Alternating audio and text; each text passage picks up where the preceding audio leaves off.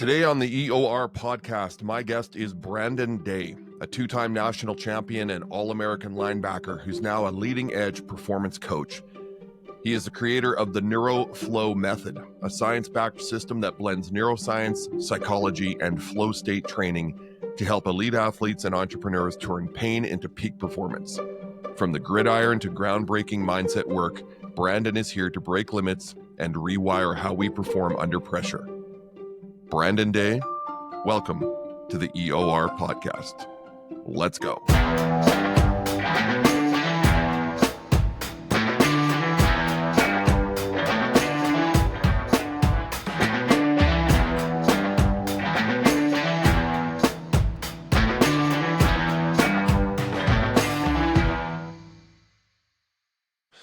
Brandon Day, welcome to the Effort Over Results podcast. Super excited to have you here. How are you doing today? I am doing awesome, Quinn. It's amazing to be here. Thank you for having me. Excellent. I'm excited about this conversation because you and I have already chatted, a decent amount, and I want to get in even deeper and go down the rabbit holes of NeuroFlow and everything about, pain management, and not just for athletes, I mean, for everybody, but at the same time, you and I, way different generations. We both played college football. I went on to play a little bit of pro. We both suffer from post-career pain, whether that be, physiological or even concussions. But we want to get into that, and I want to talk in depth about NeuroFlow. But let's start here. This cover, and I'm going to put it on the screen, of Sports Illustrated, I think it was 2007 that this cover came out. Correct. Yep. You were a senior at Carroll College, and you guys had just won junior? Junior. Yeah. Okay. So junior at Carroll College out of Montana. You guys were playing in the NAIA, which for people who don't understand college football, and this is interesting, it's like when you think of college football in the States, which is like a religion, it's, you have your NCAA, your FBS Division I, then you got your group of five, and then it goes down the hill. And I'm not going to try to explain that to everybody on the show. But NAIA is kind of like at the bottom of that list. It's still great football. And there's so many great players that come out of it. But talk to me about your career at Carroll College, two-time All-American, multinational championship winner with Carroll, phenomenal program there out of, I think you guys are out of Shelby, Montana? Helena, actually. Helena, right. Okay. So Helena, Montana for Carroll College. But let's talk about that and how you got there. Yeah, okay. That's a great question. So the NAIA, we usually, when we do All-Americans and stuff, we kind of get lumped in with NCAA Division II. For anybody out there that is familiar with NCAA, that's kind of around the level of competition that we're at. But yeah, like most college football players would tell you, the differences between like a Division I all the way down to even Division III and beyond is their differences in size and maybe a little speed, but the level of competition is still very high. So the reason I went, this is such a great question, because the reason I went to Carroll was very specific. And as a young man, I look back at my past and I am so grateful that kid made that decision. I had preferred walk-on and some scholarship opportunities at other FCS. And I had invites and stuff to D1 schools, Oregon, ASU, UCLA, some other ones. And so most people, even my close friends and family, were like, no brainer, go to the biggest school ever and like be a star. Sure. And in my mind, I'm like, I want that. But there was something deeper going on with me that I wasn't even aware of yet. And it was really powerful looking back on it. So the decision ended up coming down to how I was treated by the upperclassmen when I went on these recruiting trips. I remember going to a couple big schools and just being, treated as nothing. Not even a hello, when you meet the upperclassmen. Some of them I was forced to meet, or they were forced to meet me, and it was very clear that I was a peon, a little pawn, a nothing maggot, a Gomer Pyle. And so when I went to Carroll College, and I was just welcomed in with open arms, invited to a poker game that night at the upperclassman's house, just taken so well care of and so just opened up to everything. I really felt like this is home. And not even just because it was in the same hometown. I actually hated that. I wanted to leave. I Yeah. wanted to get out of there. And it made it really easy to make that decision.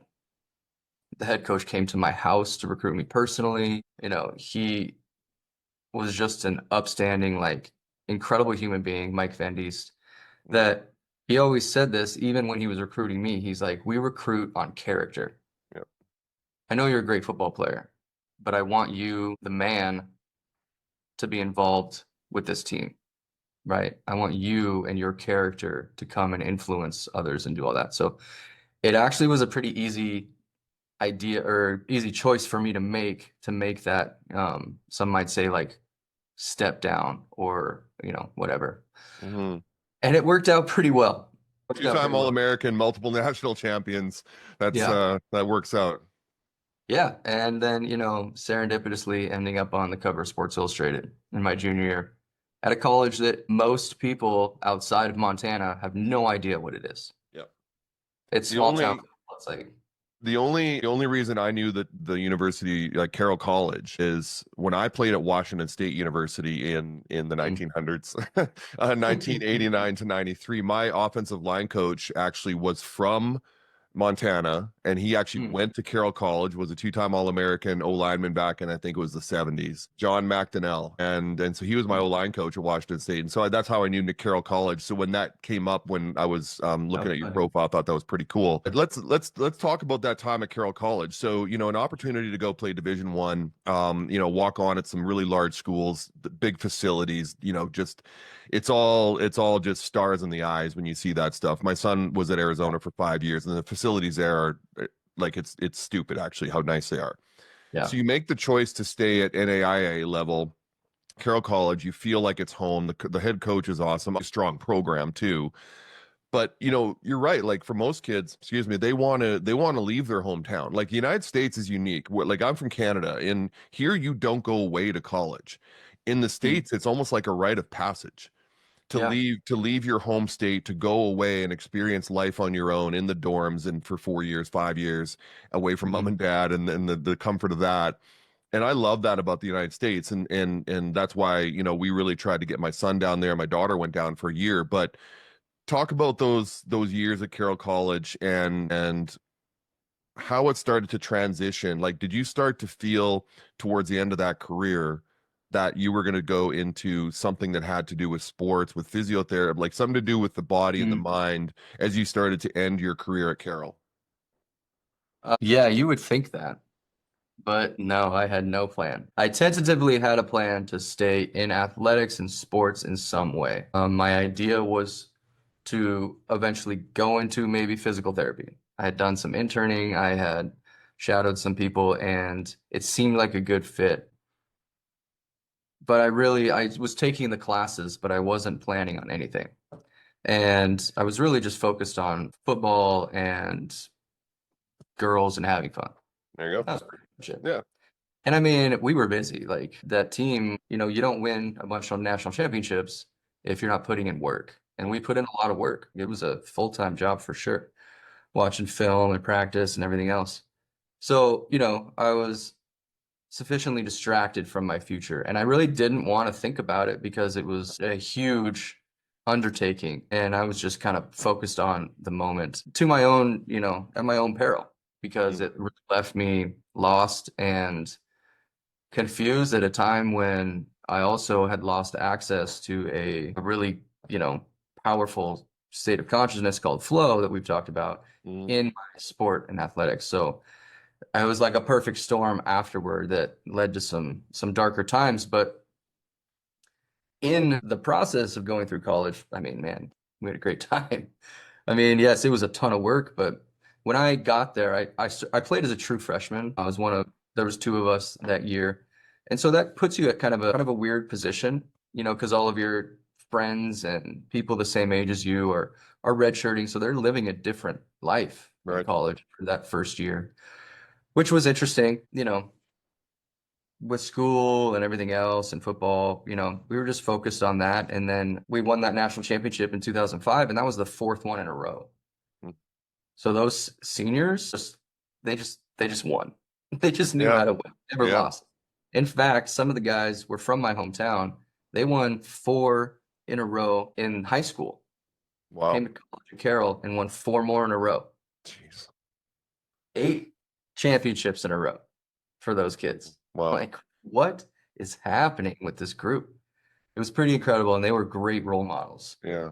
But school was school, and football was like everything. So, that was my focus. And afterward, yeah, like I said, it was really, I think this happens with a lot of athletes, is that you're so enveloped in this identity and living out this life as an athlete and all of the things that come with it, that a lot of times there's not a lot of thought. There's not a lot of forethought about what's coming next. What do I really want to do? Who am I even beyond an athlete? Right? That's something I struggled with big time afterward. Finally coming back to it, this identity as an athlete, and reconciling that, no, I'm not playing at that high level in that sport anymore, but I am 100% an athlete and always will be. So there's no reason to even let go of that. There's a difference between living in the past as an athlete, like reliving the glory days all the time. Yeah. You hear that story all the time. And identifying as a lifelong athlete. Big difference there, right? Yeah. Fair point. Yeah, so it took me some time to kind of come full circle on that. And so in that time, I ditched athletics altogether and I went and made movies instead. Okay. Yeah, so I produced independent film for 5 years after college. What motivated that, Brandon? Like kind of a departure. I mean, you're a Yes, good very looking much. guy. I mean, obviously you got a face for movies, but let's Well, let's thank talk you. about how that identity changes and it's like, I'm gonna go make Yeah. movies now. Well, how did that happen? Well, like most things in my life, even the Carroll College thing, like I say that was a decision I made, but I don't even think it was my decision. I think there was something else greater than me driving me forward. That instinct, that gut feeling, that higher self, whatever, the muse, God speaking through Mm, me. I have always tried to kind of tap into that intuition as much as I can to guide those big decisions. And that was true when I decided to go to Carroll. And it was true when I decided to join up with this, ragtag crew that was making these movies in my hometown. My close friend and fellow athlete was a theater major. This was his dream. He'd been writing and making movies since he was a little kid. We were close friends. He was Rudy on our team.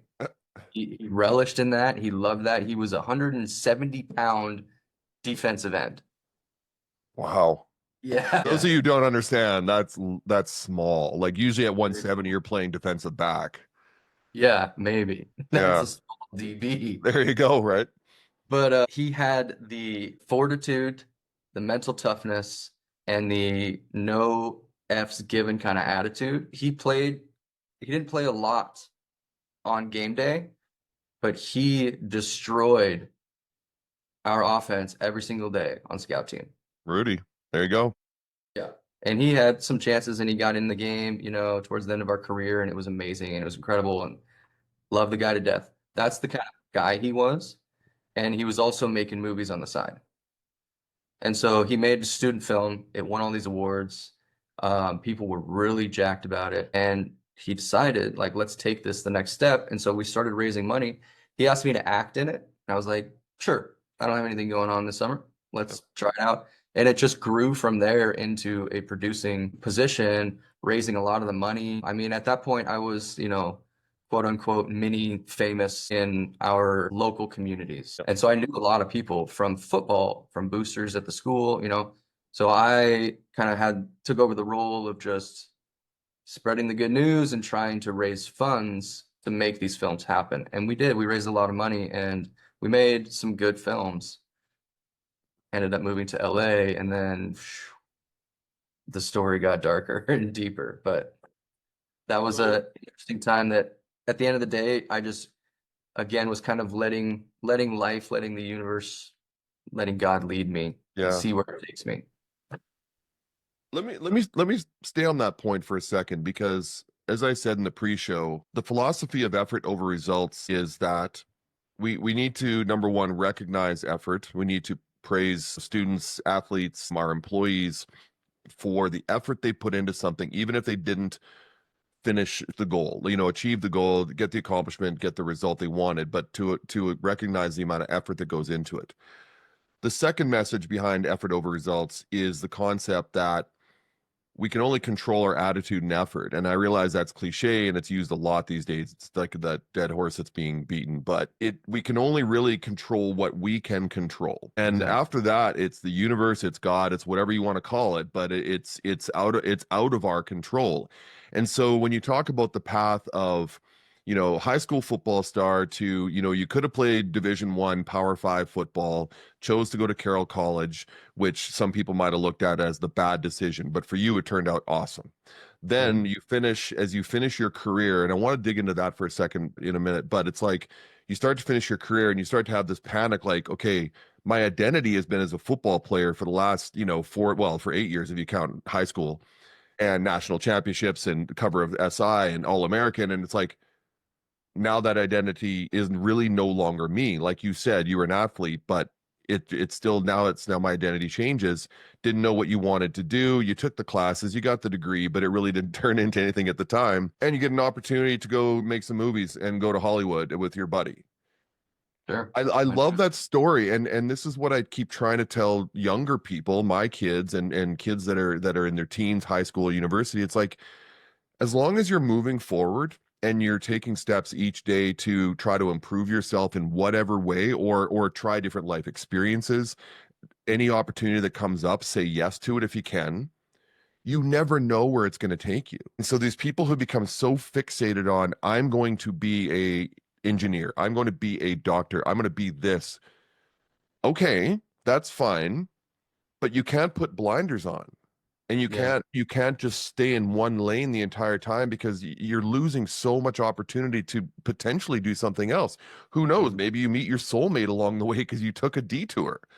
Yeah. And this is what I love about your story and other stories that I hear, is that path is never a straight line. So let's get back to, I want to go to Hollywood with you because I'm sure that this is a critical piece of your story. So Yeah. how long were you there? What was the lifestyle like? And if you don't mind, Brandon, can we talk a little bit about how, it hurt you mentally? Sure. Yeah, of course. And, spoiler alert, just to Mm, cut it all, the through line, if I hadn't taken the opportunity to make movies, I don't end up in LA. yep. I don't hit rock bottom and move to Arizona, which is where I live now, instead of moving back to Montana, which is where I meet my wife, where we have 3 triplets recently, right? And living this amazing, incredible life. This would have never happened That's such had a I beautiful story, man. Love that. yeah. So I am so grateful for everything that's happened, including the dark stuff that we're going to talk about here in a second. Okay, let's It's all go. part of my story, and it's all why I'm right here, right now, talking to you, right? Hmm. We find purpose in our pain oftentimes, and that's certainly what happened to me, because that's what I was looking for a long time, was purpose. Yeah. And I thought I might find it in performing on screen and building this film company and doing these films. And while it was incredibly enjoyable and also incredibly stressful, like making movies is no joke. Like it's intense. But we had an amazing time and we learned so much. I mean, 4 22-year-old kids, like with all this money and making these big productions, it was a lot of pressure. And man, what a crucible, like a fire to jump into to learn how business works in a Yeah. business that is, woo, it's Unforgiving. tricky. Yes, very unforgiving. So we moved down into the shark pit, right? And we did that for about a year. Life in Hollywood, I moved to Hollywood proper first and quickly moved away from Hollywood because I was not aware of how much of a cultural change and shock it was going to be going from, the mountains of Montana to the streets of Hollywood. I said at the time, I was like, man, I feel like I don't have enough face tattoos and piercings to live here. Like I need to go to the tattoo shop immediately and get inked up. It was just a different world for me. And like, it was fine. I'm all about new experiences and meeting people. But I quickly just like discovered that I needed something a little bit more middle of the road. So we moved to West Hollywood, which is a super nice, super clean, amazing little city, very walkable. You can walk anywhere. And I did a ton of odd jobs trying to pay my bills while we were getting these films off the ground and going. For a year, we really just tried everything we could. We gave us maximum effort, right? And we ended up in a bad situation with some legal oversight on our part that led to our films, in effect, being stolen from us. Oh, Really unfortunate. Very infuriating. Also, those were some dark times. But beyond that, what was happening outside of that was, for myself at least, the chronic pain, physical pain that I was in was only getting worse. It got better for a time when I stopped everything, stopped working out, stopped playing football, stopped smashing my head against doors to, heavy metal music. So it got a little bit better, but then, as you know, and many with chronic pain know, if you're not dealing with the root cause, it's always coming back. It came back with a vengeance, especially as the stress levels start to get higher and the environment got a little bit crazier. So Hollywood, there's lots of preconceived notions about what goes on in Hollywood and the lifestyle there. And there is that lifestyle if you want to partake in it. And at 25 years old, I kind of did at that point because I was a lost boy who liked to have fun and was used to, going pretty hard in everything that I did. Partying was no exception. So pair that with mental health issues and lots of head injuries that were starting to manifest in interesting and weird ways that were really scary, like personality changes, impulsive decisions, more aggressiveness, which I was not an aggressive person unless I was on a football field, right? But then I had no outlet anymore, right? So these things were starting to come out, and I saw someone after about a year away, and they mentioned to me that I was a different person, that my personality was changing or something. And that scared me big time. So this was before 2015 when CTE and the movie Concussion and all of that started coming out. So I didn't really know much, but I knew that there was something going on with my brain that was not right. And so I started to become more curious, but still was drinking a lot and was abusing drugs and not sleeping. And eventually it all caught up to me. And one day I woke up on a deflated air mattress with no money to buy cigarettes and, got to the point where I was like, what am I doing here? Why am I even here? And you start asking yourself those questions and you start making plans. And that was at one point during that day, I'll never forget that day. I had this like epiphany moment, like, what have I become? What am I going to do about it? And so in that moment, I made a conscious decision to stop. And it wasn't to like stop the drugs and alcohol. That took a couple more years. It was to stop being a victim to my own circumstance and start doing something about fixing myself instead of just waiting for the universe to fix me. And that was something I learned in that moment. And then over time was that, yes, there is energy, this intuition, this spirit that you can connect to that will guide you in certain decisions and in life. But that is not an excuse to just wait around.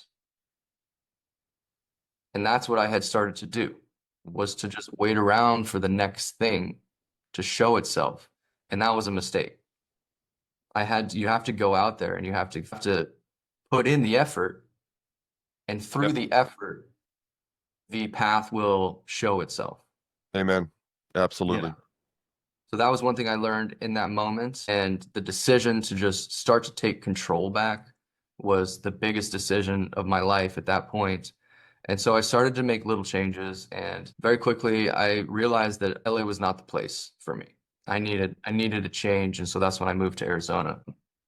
Let me interrupt you there for a second, Brandon. Yeah, because that's a lot to unpack. Once again, I love what you said about I just had to put the effort in and let the universe kind of figure it out for me because that's all you can control. So love that story though. But do you think it's important for people to have a bit of a bit of a rock bottom, and I mean, God forbid everybody gets there, but there's moments in people's lives where you realize that, I think the saying is that where the pain of staying the same is actually worse than the pain of making the change. And it sounds like that's kind of where you would hit. It's like, I can't keep doing this the way I'm doing it and living this life in LA, and abusing drugs and alcohol, because actually making the change is going to be easier than staying where I am.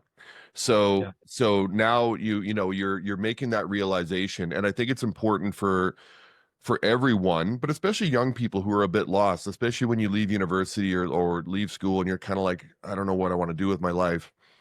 I think it's important for people to know that there is no pure path. You're not promised anything. You could die tomorrow too. I mean, it's Yeah. so wide open, and that's why it's so important to just keep putting in efforts into things that interest you, that are opportunities, but also recognizing where you should not be. Mhm. And I think your moment in LA that day was that final moment. And it's not your parents saying you should leave LA. It's not your friends saying you should leave LA, because the more people try to tell you what to do, the more your brain kind of goes, no, no, no, I'm going to make my own decisions. Mhm. But then you have to make those decisions. So now you make the decision to leave LA and move to Arizona. Let's talk a little bit about that, and then we'll get into flow. Sure. Yeah, honestly, I felt a little bit ashamed, and so I didn't want to move back to Montana and face everybody that we were, you can imagine like the going away party where everybody's like, they're going to Hollywood, Yeah. woo, they're gonna be big stars, and then, I personally felt like a big failure, and I felt a lot of shame going back. And this kind of comes back to my experience for my pretty much my whole life up to that point, being like the star athlete, getting all the accolades. I was always successful. And so this was like one of the first big major failures in my life. I mean, there was many little ones before that, but Sure. this one was very visible and I felt a lot of shame around it. So I'm like, I can't go back there. My brother was in Arizona, so I'm like, I'm gonna come stay with you for the winter, enjoy some nice weather. Hey, was your family aware of the struggles you were having down there, or did Not you not keep it pretty secret? I kept it pretty secret. I kept it under wraps for the most part. I was living with my cousin, so um, he was communicating a little bit with my family at moments, and Mhm. so I think they kind of started to become aware, and then they visited me towards the end there, um, Okay. and I voiced to them. They saw it, and then I voiced to them like some of those problems, Okay. so they became aware at that point and helped me move out of there, but. Mm. Going to Arizona was, it was a tough decision, but again, really glad I made it because, it's been a great place for me to really focus on this journey of healing and, kind of rebuilding Brandon 2.0, Very so to nice. speak. So, yeah, really glad I moved over here. It wasn't long after I started living here that I started personal training. And again, it was just, I was finishing out the movie stuff and I just needed money for the summer because I was bartending at the time Mm. at a golf course in the summer in Arizona. Not great job security there. Right? Yeah. It's hot. Yeah.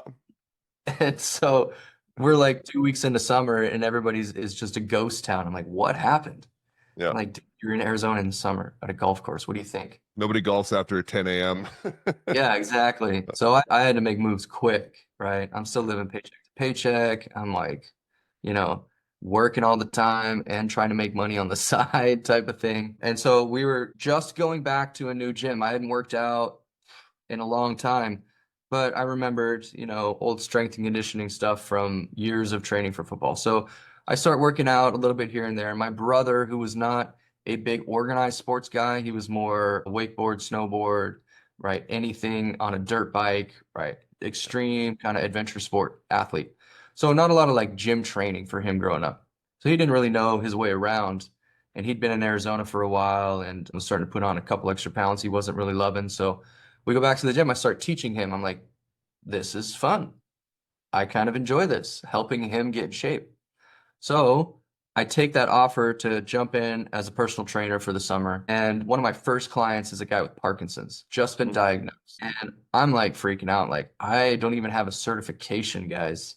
I can't take this guy. I'm gonna hurt him or something. And one of my mentors early on there, such a great guy, he said the perfect thing to me. He's like, listen, you're not gonna hurt him. You know what to do. Just go out there and help him work out. Don't complicate it. Yeah. Get this guy in shape. That was it. I was like, Yeah. okay, I can do that. And lo and behold, within a month, he's like cut his Parkinson's medication in half. He's moving much better than he ever has. Like he's got lots of energy because he's working out again and, changed this guy's life.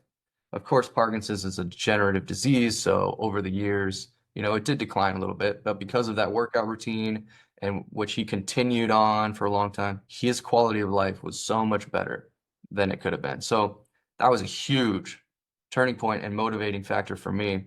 That sparked my interest in corrective exercise. And again, this is all also selfish, like me trying to heal my own chronic pain, like figuring out what the heck is going on and why I'm in all this pain when I know I don't.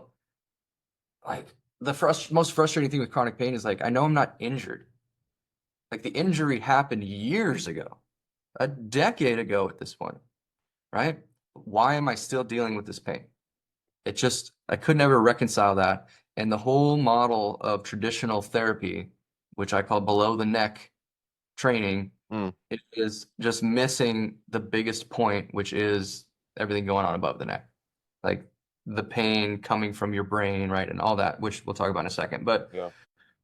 the point is like, I really wanted to fix my body and heal my brain because it was driving me insane. And so that really sparked the interest and the curiosity in learning about how the body really works and what's going on in the brain.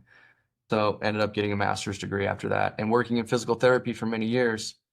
And then, fast forward a couple years, I finally run into, again, very serendipitously, the owners of this neurological applied neurology mentorship company. And they asked me to be a part of their first inaugural mentorship. Crazy story how that happened. But again, it was just like, you just keep putting in the work, and then eventually, I believe wholeheartedly, when the timing is right, the opportunity will present itself. And if you don't take it, well, too bad. Yeah. But oftentimes, the universe, God, whatever, is going to present you with more opportunities. Number one, to learn the lessons that we need to learn in this life. Yeah.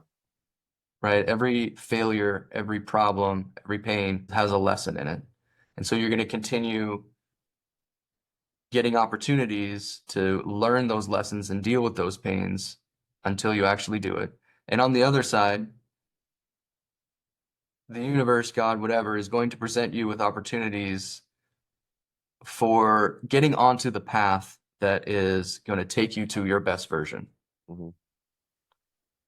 Those opportunities, I think, based on my experience, are more fleeting. So it takes a little bit of that, like checking in, that mindfulness, and that trust in your intuition and your gut to notice those, and some courage to answer that call to adventure, because it always is, right? It's always, okay, we're going to take this path, right? I can't half-ass this. We got to go all in on this if we're really going to see where it heads. That opportunity presented itself, and Quinn, I kid you not, within 2 months of starting the process of learning applied neurology, all my chronic pain was gone. Wow. Everywhere. Neck, lower back, knees, ankles, wrists, head, all of it gone. And it really came down to 3 what we call neuro drills. Can I stop you there? I want to hear this, obviously, but I want to ask you one quick question. What were the protocols, modalities, even the pills, whatever? What were you doing prior to this to manage your pain? All right. How much time do we have? Yeah. Oh. Yeah, you and me have the same list, I think. Yeah, it's probably very similar, and it's a very similar list to most of the people that I end up working with because they've exhausted everything. There you go. And And man, pain management is a big business, Hmm. and their business is built upon repeat customers. Yeah. Right? The model is not built for solving root cause issues. It's all band-aids, and they're expensive band-aids. Mm. So what I was doing, I've been doing physical therapy for decades. Every little injury in high school and college, spraining ankles, right? I was always doing physical therapy for something. And then, of course, I was learning about corrective exercise and trying to fix it that way. So a bazillion corrective exercises, right? There's always a new fancy one that's going to hit the spot exactly and fix all your muscle imbalances, right? Yeah. So I spent a lot of time searching for those, trying them out, doing PT. I did a lot of dry needling and acupuncture. I was getting massages all the time. I was learning body work myself. I was doing active release technique, trigger point therapy, these type of things on myself and my clients. Um, I did a lot of the gimmicks, like, oh, wear this copper bracelet. That'll deal Yep. with all your pain, right? You know, all the interesting things Yep. like weighted blankets, like red light therapy, you know, and the thing was, as you know, is like a lot of these things work Sure. temporarily, Yeah. but the pain always comes back. Yeah. So the creams, the massages, I did a lot of chiropractic work. I did some like MAT therapy. I did muscle activation technique, if you're familiar. Man, I did a lot of like psychotherapy. I did some pain reprocessing therapy. I did some EMDR. Interesting. I did spiritual work. I had like shamans like doing ceremonies, right? Dealing with spirits, you know, that I think you were checked every box. I mean, I tried a box I didn't know about and I didn't get checked, but I uncovered as much as I could, right? Yeah. So, yeah, tried all the things. Okay. Some of them worked better than others, but a lot of them, you know, were just temporary fixes. So the aha moment that led you to NeuroFlow and neurological, when was Yeah, that? And what does that look like? So let's get back to that. there was two. So in 2016, right in the middle, right before I went back and got a master's degree, actually, in kinesiology, I read a book called The Rise of Superman by Stephen Kotler. And that book changed everything for me in my mindset and my path because it talked about this state of consciousness called flow. And flow states are altered states of consciousness where we feel and perform our best. When you're in a big game and you are totally engrossed in the task at hand, so much so that everything else falls away. Yeah. Time goes away, your sense of self diminishes, your action and awareness merge. So it's like a feeling of oneness. Did you ever feel that when you played like oneness with your team? Like you know where everybody is. You can't You even just know. explain it, right? You can't explain it. It's just there, and you almost Yeah. don't want to even talk about it for fear of breaking through that glass ceiling almost, right? Yeah. I get it though. Yeah.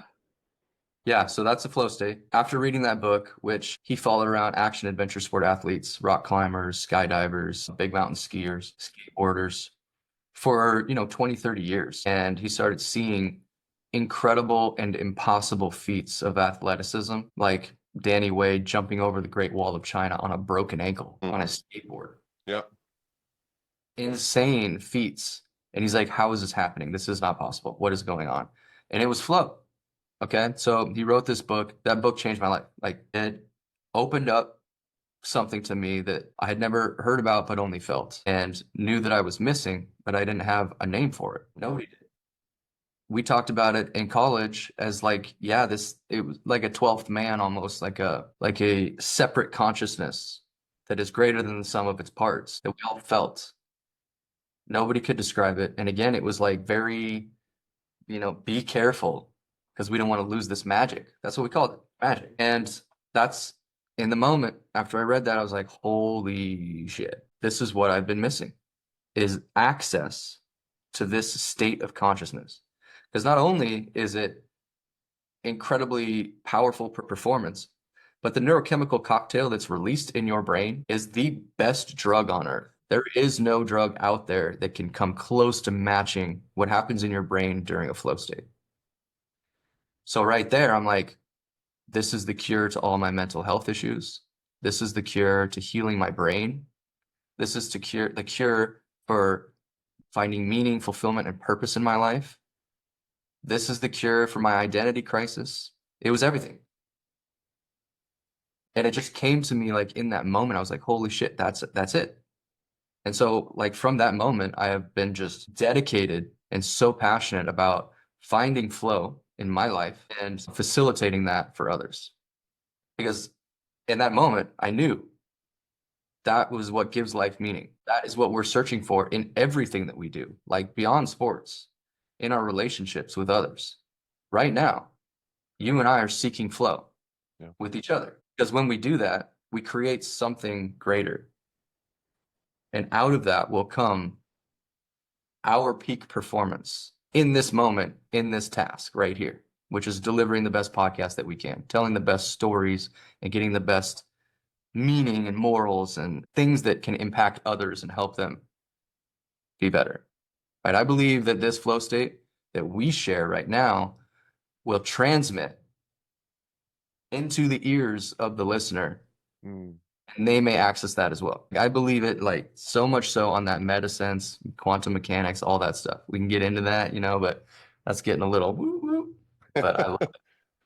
Well, okay, so let me say that. Let me play devil's advocate for a second, Brandon, because I think there's people that would listen to this, and you're gonna have your detractors that would say, "Oh, this is just some kumbaya bullshit or woo woo," and that's fine. I mean, it's not for everybody. Every philosophy, can't be applied to everyone. But so, what do you say to those detractors? Other than, hey, if it's not for you, it's not for you. I understand, but how would you convince them that this actually works, other than you being the benefactor of applying it to your life? How would you explain how this works, and examples where you worked with clients and what that process looks like to tell the woo-woo people, like, no, this is genuine, this isn't something that's fake here, we can work with this? What would you tell them? Well, first of all, I don't usually just take that leap into the quantum mechanics realm, get a little bit more woo-woo, because scientifically we haven't gone anywhere yet. But most everything else that I was talking about is grounded in really good neuroscience. Okay.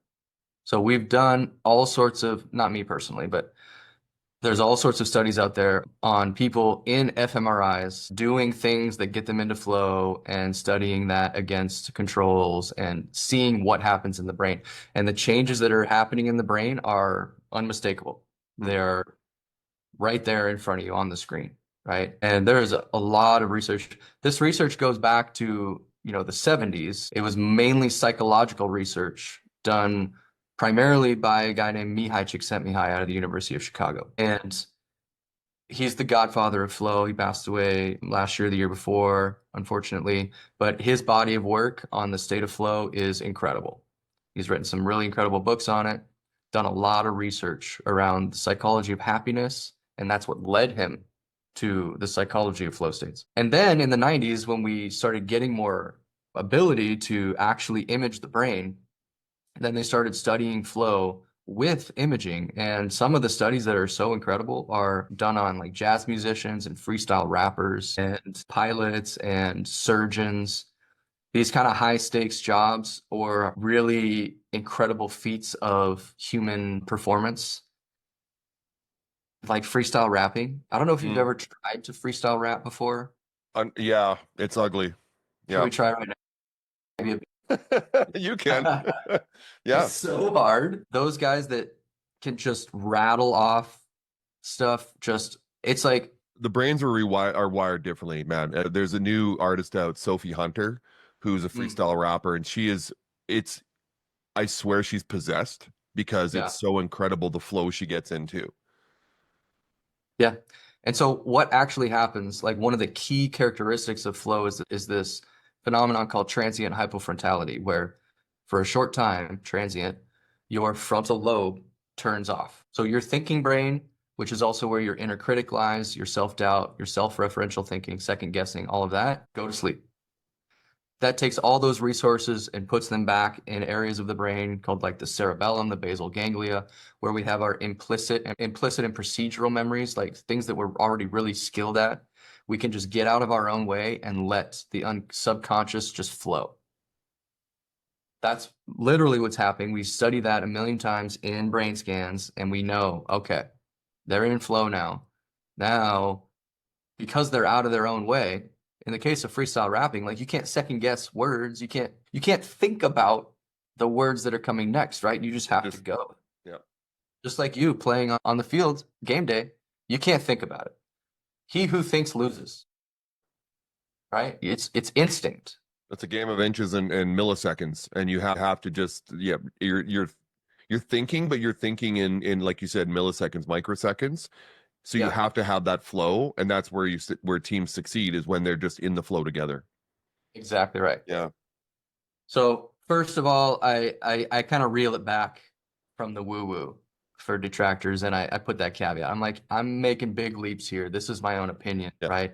But everything else that I'm saying is grounded in really good neuroscience, and we can prove that through brain scans, through blood markers, through the actual neurochemicals that are floating around. It's a separate and distinct state of consciousness from waking consciousness, and we can prove it. And the results speak for themselves in the terms of like flow states. And in fact, like one study with the Department of Defense down here in the US, DARPA, they did with soldiers, and they used transcranial magnetic stimulation to light up areas of the brain that are involved in flow. So they induced a flow state with this technology, or one group, and the other group was just the control. Their time to learn a shooting task, like they were doing like sniper training, for the flow group was 490% faster than the control group. Wow. You see this all over the place. Like flow states, not only is it super enjoyable and it makes you every action flow seamlessly to the next, you get this effortless effort, which is super enjoyable and no distractions. Like it's amazing. That's great. But it also opens the door for neuroplasticity. Your brain becomes much more plastic in a flow state. So learning and skill acquisition is heightened tremendously. The key is that you recover and sleep afterward, because that's when those skills and actually everything actually gets laid down, right? Sleep is the most important thing we do. So it sounds like flow state and the NeuroFlow philosophy. This isn't just about pain management. This can be applied to life in general. It can help you through stressful times. It can help you through raising triplets. It can help you through, like, 'cause and let me go there for a second. When you are leading, let's say, a relatively stressful life, 3 little babies, you're trying to build a business like yourself, and for myself, who's dealing with pain management and so forth, how do you maintain flow state? Like, it's not something you can just turn off and turn on. So I want the audience to hear how they can apply it practically. And I'm sure there's a much, greater education to this, but apply it practically to their lives where they can try and maintain it as much as possible, but knowing full well that there's going to be distractions and so forth. Sure. Yeah, there's a couple really good questions in there that we can talk about. The first, we can just start at the end. The flow state itself it's not binary. You're right. It happens in a 4-stage cycle. The first stage of that being the struggle phase, which is a high stress phase. Okay. It is the surfer paddling into the wave to catch it. It's a struggle. You got to go for it, right? It's the writer like pounding his head against the typewriter for the first 30 minutes because it's like, I can't get a word out. And then eventually kind of finds himself in the flow state. Most people quit in the struggle phase and they go distract themselves and do something else. It sucks. Like, you don't want to do that. So be aware of where you're at and know that if you keep pushing past the frustration, you'll find flow. But also, right, don't when most people quit in this struggle, then they just end up going straight into another struggle. Yep. They do something else. So then they just start to live their life in this struggle, distracting themselves with their phone and their TV, and then going back and struggling some more until they get frustrated, and then they go distract themselves. That is a recipe for burnout. Never giving your brain any relaxation. And then the most important part is that flow is an incredibly like rewarding and what's the word, like freeing or healing experience. In fact, they took a bunch of vets that were having PTSD, like incredibly resistant to therapy PTSD, and they had them go surfing for 8 weeks, and they got them into flow, Hmm. right? Surfing and action adventure sports are so rich with flow triggers.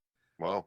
Almost, well, if you dial in the challenge and the skills balance right, it can be easier access to flow. Sports in general are just packed with flow triggers. That's why they're so enjoyable and fun. They took these vets 8 weeks with psychotherapy afterward, and their PTSD symptoms were gone within a couple months and never came back. Incredible results for PTSD.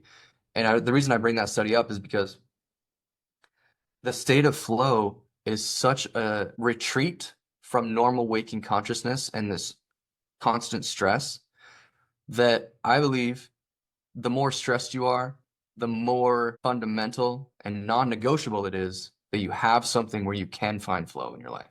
Yeah. I think it's incredibly important. And it doesn't have to be, go skydiving. Yeah. Right? I made that mistake early on. It's like, okay, I'm missing flow. I'm gonna go find it.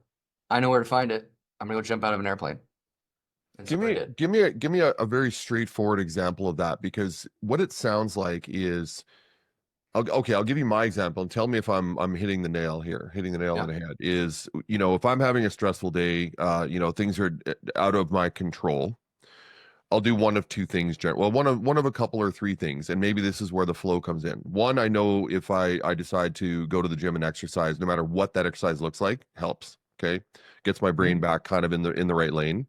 Two, I'm a musician. I play drums. I will go into my studio and I will crank the music and I will play as loud and try to find that flow with my arms and legs, as far as drumming goes. And that's where I kind of find my flow state is, and it's a distraction from the stress. And I always feel better afterwards. Is that kind of like, is that, I'm hitting It's exactly Okay, right. good. Yeah, Okay. you're doing it exactly right. And those two activities specifically are perfect Okay. for some good reason. Number one, the exercise is a perfect example because what happens when you exercise is something called exercise-induced transient hypofrontality. So that same thing that happens in flow when your mind goes quiet happens in exercise. In my NeuroFlow program, we talk a lot about exercise from two perspectives. One, I train everybody like an athlete because we're all athletes. We're all playing the sport of life and the contact sport. So we need to be an athlete, right? I train everybody like an athlete. That's their training. So that exercise is very specific for specific goals. But the other context that I talk about exercise is for mental health.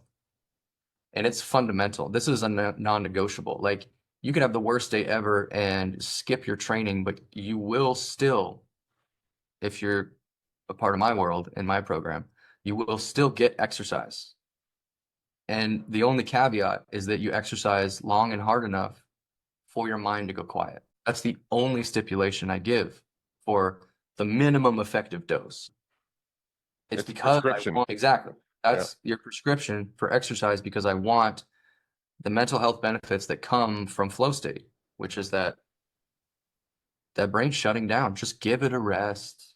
Just give it a right. Yeah. And that's what happens. The brain goes quiet. And then afterward, you flushed out all those stress neurochemicals, right? You've worked them out a little bit. But more importantly, your body has flushed those out and it allows you a little bit of room to recharge. Just reset for a minute, and then you can kind of go back into whatever you were doing. But that break from that constant like wind up in a stressful day or something is, again, it's non-negotiable. You have to get it in. But it is a flow state, a minor one, a micro one. Flow is on a spectrum.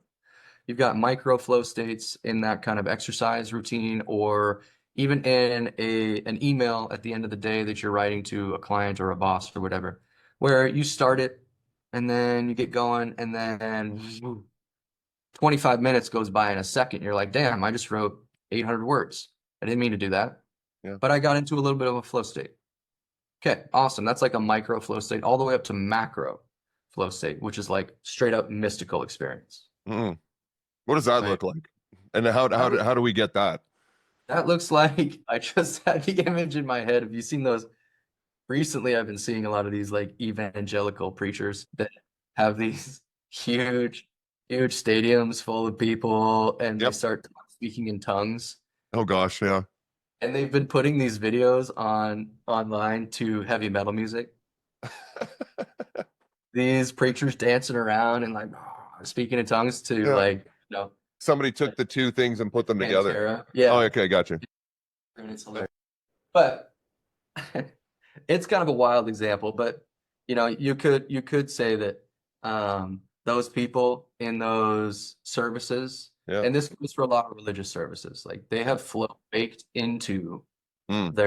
their rituals, Mm-hmm. right?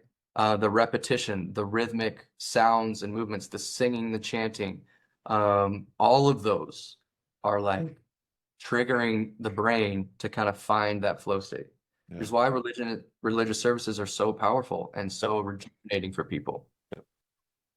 Um, so macro would be like macro, the highest level is like a mystical experience where you feel one with God, where your body, it's just dialing up and down the characteristics that show up in all flow states. You've got the feeling of selflessness, your self vanishes, the ego goes away, right? You get more connected with yourself and with the greater, spirit or whatever that is for you.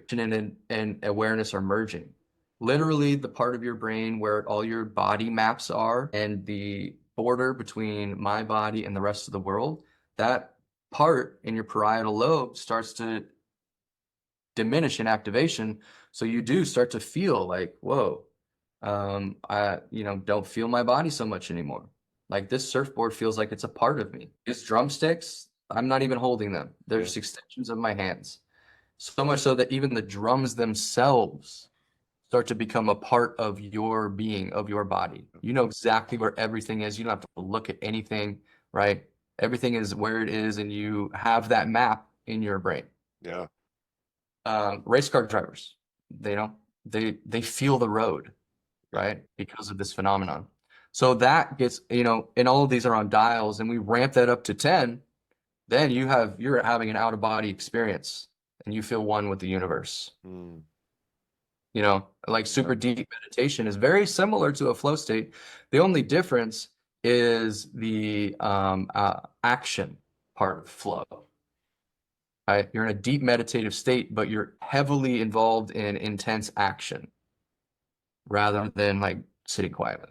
Would this be the similar philosophy to those who promote like MDMA and psilocybin journeys, controlled journeys where mushrooms, things like that, and you get into that heightened state of awareness and you start to like that's helped people with PTSD, it's helped people with childhood trauma. I'm not suggesting that this is part of NeuroFlow, but the concept and mindset basically is to take your brain to a different state and feel something different. And it can be those, like you said, micro shifts of just going to the gym and changing, endorphins and dopamine and getting that change. It could be playing drums. One of the other examples I was going to give is the other day, high stress day, like just probably one of the worst days I'd had this month. I literally cleaned the entire house. I got into straight OCD mode, Yeah. cleaned the entire house. My wife just knew to get out of the way. And but literally, Brandon, within an hour to an hour and a half of doing that and sorting, it was almost metaphorical because I was sorting and like putting shirts from white to dark and stuff like that. But it helped my brain structure, and it gave me structure, and it allowed, and by the end of that I'd walked myself through the stress that I was going through and the questions I had in my mind within a couple hours of cleaning. Yep. All of that kind of speaks to this. Yeah, it does. Correct? Okay, good. Yeah. Okay. So here's where I want to go now. I want you to be the practitioner. I want you to go into coach mode. Mhm. And I want to be your patient for a few minutes here. Because I definitely want to dig into the pain management thing, because what we've been talking about is a little more about handling stress and so forth. So let me give you a little bit of a background. So, 13 years of total football, um, 11 surgeries. So right wrist, 5 shoulders done. So that's 6. My right ACL, 7, back 8, 2 hips replaced, 9, 10. Holy shit. Well, I had my spleen taken out, but that's not orthopedic, but still, it happened in football at It the Rose matters. Bowl. Yeah. And so since I retired from football in 1997, so this is now 25, 28 years ago, I have, like you said, checked all the boxes of every modality, protocol, pill, method, that I could to help deal with the pain. What I've learned lately from me, from a naturopath, was I did what's called an IgG test, and it helped me understand what foods irritate my body. Helped immensely. Okay. One. Two, I've learned now, meditation, stretching, yoga, things like that. That has helped a lot too. But a week like this week, where I've been doing a lot of, let's say, yard work, where I'm really engaging the body, the shoulders, which are the worst part of me, I'm now in a lot of pain today, and I'm trying to manage it with Advil. Sorry, that's not a promotion for Advil. How Start me out, coach. What questions are you asking? How do we use NeuroFlow to help me here? Yeah. Okay. So first of all, for the audience, just to kind of full circle, flow states is the goal. Okay. That's what we want. That's what we're striving for. And when we choose flow states as the goal instead of the results and the outcome as the goal, then it's all about the effort. Flow is the goal, and that is the process. Autotelic personality, meaning it's an end in itself. So that's the goal. But we cannot get there when we're in pain. Pain is the biggest flow blocker there is. It's the ultimate distraction. But it shouldn't be a distraction. We need to pay attention to it, right? Because that's what it's there for. It's a signal. Yeah. It's a signal trying to get us to pay attention to something that needs to change or that we need to stop doing. Okay. So when we know that, and when we know that pain 100% of the time is an output from your brain, okay, that means that pain does not equal injury. Injury does not equal pain.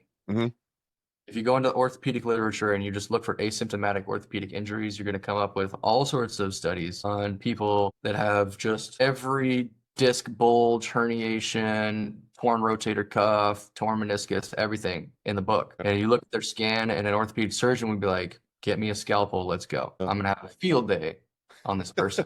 But they're like, no, you're not, because I don't have any pain. Depending on the age range, something I think 60 to 70-year-olds, it's something like crazy. Like 70% of those people are walking around with structural orthopedic, quote unquote, injuries, but asymptomatic, no pain. It works on the other side too. Something like 46, I think, of people walking around with absolutely nothing on imaging have nondescript low back pain, pain and headaches, knee pain, runner's knee, IT band syndrome, whatever else, plantar fasciitis, like what, all sorts of pain, no injuries. So we know that pain is an output from the brain, trying to get our attention to change something. Okay. As a foundation, we need to know that that's how pain works. Yep. When we know that, then with neurotraining, anything can affect anything, right? I can oftentimes, and there's a really powerful pain relief tool that I use first off with anybody with any kind of what we call somatic nociceptive pain, which is like orthopedic type pain. Yep. Another way to say it. So how it works is called opposing joints. And because of how our gait pattern works, we're like a cross body bipedal human, right? When my right arm goes forward, my left leg goes forward. Because of that cross body pattern and how force is distributed through the biomechanical system and the nervous system, I can use, let's say your right shoulder is hurting you today. We can go to your left hip, which is the opposing joint. We can move that hip in all these different ways, remap it for the brain, and it will communicate directly with that right shoulder. And we will see on average a 50% reduction in pain. Wow. So that's number one. That's the number one tool I use. And it works because of the nervous system, because it's all connected and anything can affect anything. That's the more targeted approach. But let's say you have that right shoulder pain, and I also know that you are missing a spleen. Well, there's going to be some scar tissue around that area. That could create what in neurotraining we call threat. And this is important, like how the brain gives you those pain outputs, right? We don't want to work on the output. That's what most traditional methods are doing. Like, you got shoulder pain, let's go work on your shoulder. Obviously, that's not working, right? There's too many of us still walking around with chronic pain. Yeah. So the neurological approach says, well, it's coming from your brain. So let's deal with it at the source. How does your brain work? Well, it takes in input from the environment, the external environment and the internal environment. External environment through all your senses, your sight, your hearing, your touch, taste, all the regular senses, including balance. That's another sense. And we could say proprioception, but that's kind of like feeling, touching, whatever. So all your senses are taking in information. And then you've got internal sensations that are also adding into your inputs to your brain. Your brain takes in all those inputs, it interprets them, and based on the perception of those interpretations about your level of threat of your survival, because your brain only has one job, keep you alive, right? That's its only function. Based on the perception of those inputs, you're going to get an output based on how it's interpreted. So if it interprets any of those inputs as threatening to your survival, you get a protective or survival or threat-based output. So that's kind of the language we use. So you've got all these injuries, you've got the scar tissue, you've got probably movement compensations because of the injuries. You've got other things going on above the neck. Like anybody that's been hitting their head for a while is going to usually end up with some kind of rattling of the cage, so to speak. And the little organs called your vestibular organs that are like the little gyroscopes that live in your inner ear, right behind your eyes. Balance. A little bit off. That's going to automatically just increase your base level of threat. Yeah. Okay. When our threat gets too high based on all those inputs, the output we get is protective in nature. And it's usually restricted range of motion. Don't move so much or you'll fall over and die. Or it's pain. Like I'm not getting enough information, or you're moving too much, or I just don't like that we're walking around with a head that's not screwed on quite right. So here's this pain to get you to change something. The thing about your inner ear and the thing about your eyes can feel a little bit of pain, but they just don't have the communication methods to get their point across. So the brain will then give you pain elsewhere, especially if it's a well-worn pathway, like you've experienced a lot of pain there before.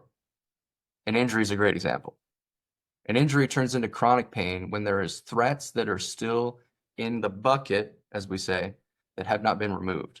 And so when your threat level gets high enough, your brain has to give you a protective output like pain to get you to change something. Because if it keeps going higher, what's going to happen then is you're going to have a full-blown fight or flight response. Yeah. And that's not good. Like we don't want that, especially like often. Right? So all of these threat responses, these pains and stuff, they happen before that. So the question, I'm kind of assuming some things, just knowing your background. Like you've been hit in the head a few times probably. But some other interesting symptoms that come up in these scenarios are things like sensory mismatch. So do you ever get motion sickness, dizzy, or feel woozy, or get more pain or stiffness when you're in a car, a train, a boat, on a plane, anything like that? Motion sickness, have you ever experienced any of that? Yeah, a little bit of that. I do have like dizzy episodes, like at least once a month, where like I'm fine if I'm sitting, but the second I, stand up or bend over to reach and pick something up or whatever, it's like I have to sit down again or else I feel like I'm going to fall over. But as far as being, in a moving vehicle, whether it be plane, train, automobile, that's more where pain sets in, right? Yeah. And so I think it's all connected. I don't get a lot of visual motion sickness where, things are passing by, and I'm, it's kind of messing with my brain. But dizzy spells, like I said, once a month, which maybe that's electrolyte based. I don't know. I kind of guess at it. And then secondly would be pain just from, being in a vehicle, being on on the bus or whatever. So. Yeah. I mean, when you're as messed up as my body is, you kind of feel everything you've just described on a semi-regular basis, and that's what I'm trying to fix, right? Is to just have more sustained days without pain. And I asked those follow-up questions for that exact reason. kind of get more clues into what's going on above the neck. Both of those answers you gave me point directly to a vestibular dysfunction. Your ear is off a little bit. And I know that because two things. Number one, head movements, especially like going down, are causing a little bit of dizzy spell. Okay.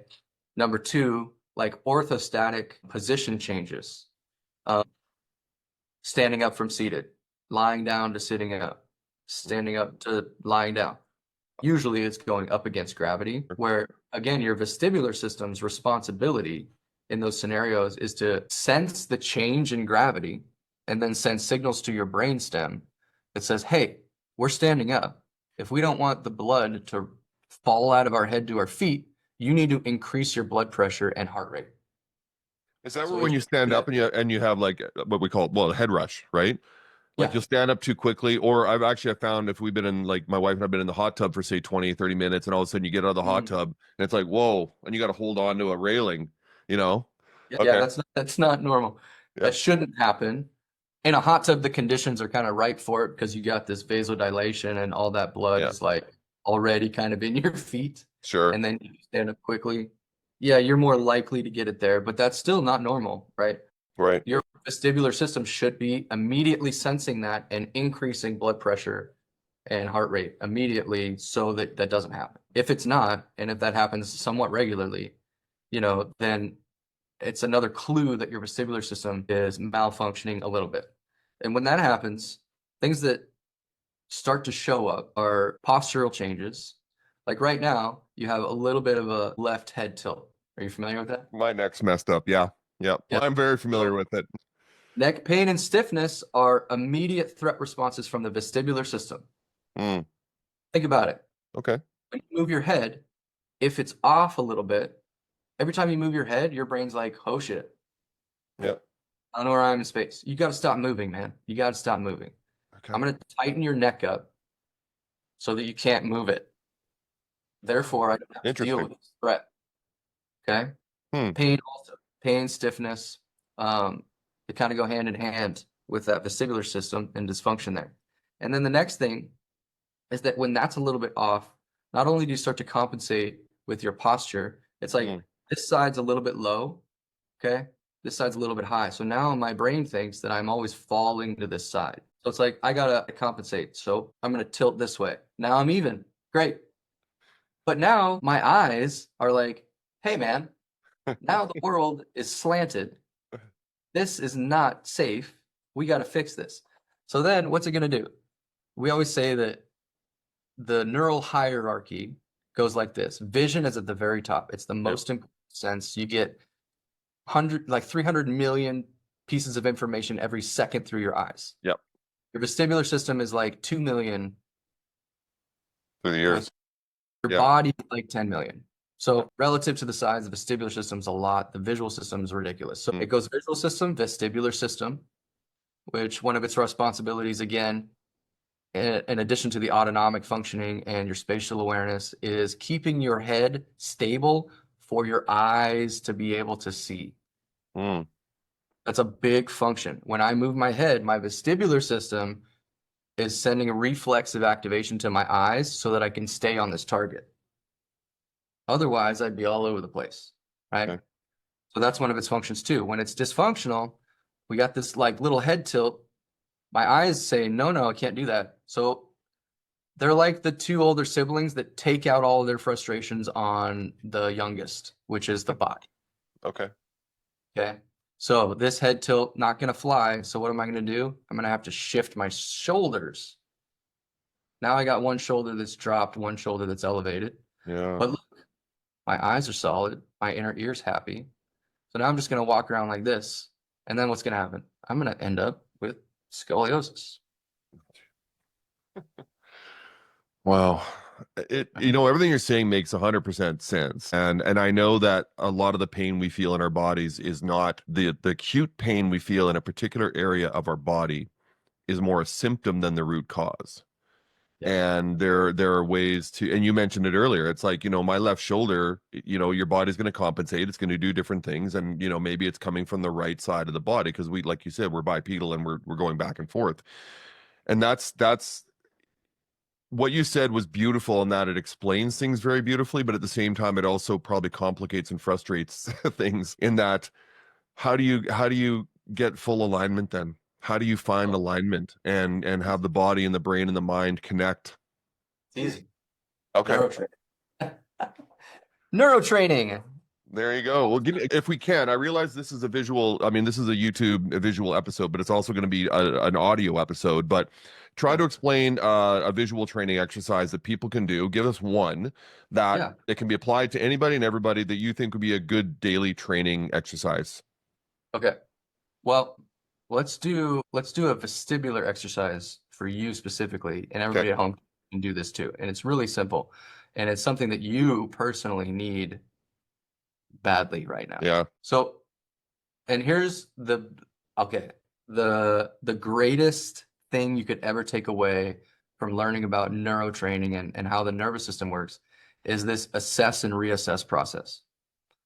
And it's so simple, it's ridiculous, but it's the most powerful tool you can walk away from of the bazillion tools in neurotraining.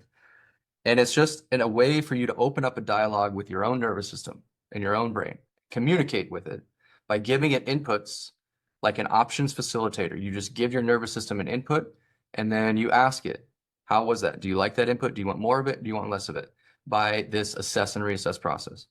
So the best assessment there is something that's non-cognitive and automatic, like walking or like playing a run on your drum set. Okay. Something that you're very good at already and you don't have to think about. Okay. For other people, it might be if you're a touch typist, typing a paragraph or a couple sentences, or handwriting, right? For a singer, singing a scale run of some kind, something you're very good at that's almost automatic. Those are the best assessments. Next would be a range of motion, like a shoulder range of motion right here. I'm just gonna see how far can I get that shoulder up while I keep my elbow locked, and where does the restriction happen? You can see there's like an inch in between my ear and my arm here. Okay. That's our baseline. Another really good one is a balance assessment. So test your balance before and after. All right. Now that we've got your assessment, let's do a quick vestibular assessment and activation and see if we can make any changes. So the first one, since we're just sitting right here, it's really easy. It's called VOR, or vestibular ocular reflex. So you're just going to keep your eyes on the target. I'm just going to use my little green dot camera right here. And I'm just going to shake my head back and forth. Not too fast, not too slow. Just like I'm saying, no, no, no. Okay. Do a couple more. Okay. I'm just watching to see if there's any of those little threats creeping up. Okay, stop right there. Good. And then all we do is we just retest. Oh, okay. Did you see mine? All right. Now, that's me from this side. You're watching on video. video. Gets to there. That's as far as I can go on that side. Okay. That might be a better assessment even. Yeah. Pick something that's a little sticky. But what did you notice on that left shoulder? If you're watching mine, I'm like hitting myself in the head now. That 1 inch gap is gone. Yeah. What does that mean? That means my nervous system really liked that input.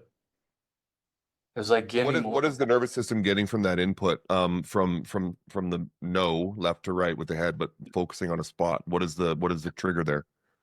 So it's activating the vestibular system, what are called semicircular canals that live in your inner ear. And so I'm activating the right side canal when I go to the right, left side when I go to the left, and it's creating this reflex that keeps my eyes locked on the target.